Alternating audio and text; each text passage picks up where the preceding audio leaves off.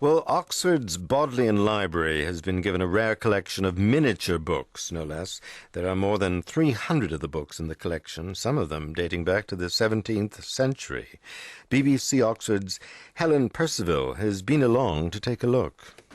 Walking through the dark, dusky corridors of the Bodleian Library, the wealth of the history in the building is palpable. And it's just got a little bit richer, because last month the library received their first collection of miniature books dating back to 1625. Here in the rare books department on the table in front of me are about 320 tiny, faded, well-thumbed books, some embossed in gold, some leather-bound, and even one written in Sanskrit. And here to tell me more about the books is Helen Morton, who gave the collection to the library. So, Helen, what's the story behind all of these books? They were all collected by my great-aunt, Mary Radford, who died in the 1970s. My mother inherited them, and they've been in my mother's back bedroom for the last 30-something years. My mother's now in a home, and so we're clearing the house, and we came across the books and felt they were too special to just sell off or sort of, lock away again. So we felt we should find some place to give them to, and the Bodleian seemed like a good idea because I work in Oxford, and because I knew the Bodleian already had some small books. And what does the collection personally mean to you?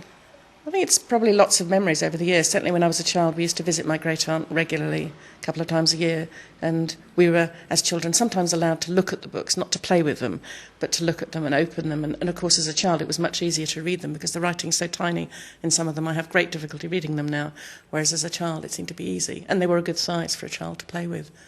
And what does the book collection consist of? What types of books that are here? It's a very eclectic collection. I think about a third of them are religious of some kind, Bibles, prayer books, things like that. There are lots of different languages. There's Arabic, Sanskrit, Latin, German, French, Italian, I think, and certainly English. And they're from the 17th century through to probably the early 20th century, which is when my great-aunt would have been collecting, and from different parts of the world. So I think it's a really interesting mixture of things, and to have some of the paperwork showing what she collected and when and what she paid for it, and some of the correspondence with other people who were interested in small books makes a really a nice sort of family story. And was it common for people to collect little books like this? I don't know how common it was, and I certainly don't know anybody else who's got them. And because my great-aunt did it, I just took it for granted that it was a normal thing to do because she did it. And I suppose now I look at it and think actually it's a fairly unusual thing and not the kind of books that you see around. So probably it was a very special thing. Her father collected books, but sort of, if you like, more normal books. So whether it was something that she did following on from his original idea, I don't know. And Francesca Galligan, you work here as a curator. What does the collection mean to you and the library? The collection's a very welcome addition to the library. We already have a number of miniature books, but this collection has come as a discrete collection. We're delighted to have such a variety of books. There are some very important bindings. The early 17th century embroidered binding is a particular highlight. From the point of view of the history of the book, these are going to be very valuable to our scholars for the range of books that were produced in these miniature formats, to a lot of children's books, and then the whole idea of giving these miniature books as gifts, both to children and to adults.